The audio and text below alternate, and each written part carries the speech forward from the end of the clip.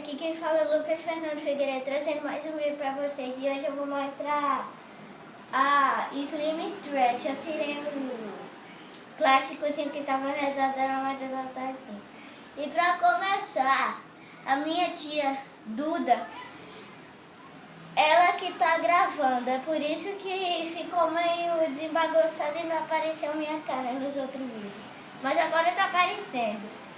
E eu deletei um vídeo que todo mundo sabe, que eu apareci sem camisa. Aí eu tive que deletar. Aí pronto, hoje eu vou mostrar ela aqui, peraí.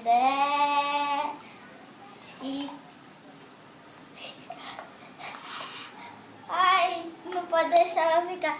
Olha só isso, meu Deus do céu, esse.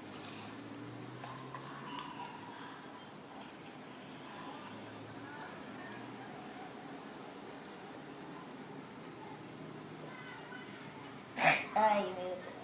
Que nojo. Ai, é pra isso. Ai, ai.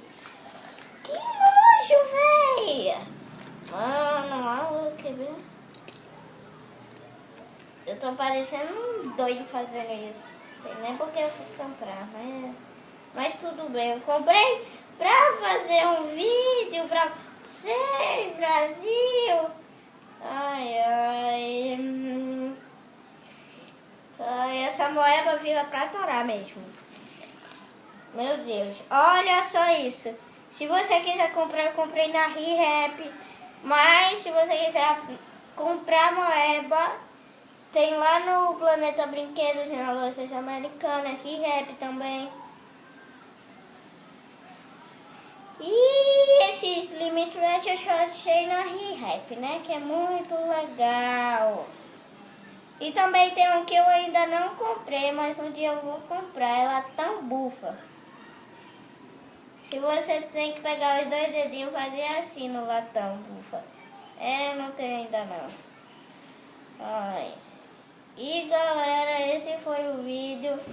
A Slim Trash é a moeba mais elequenta que eu já vi. Mas eu tinha comprado uma que é Slime Turbo. É muito doidice mesmo. Então esse foi meu vídeo e tchau.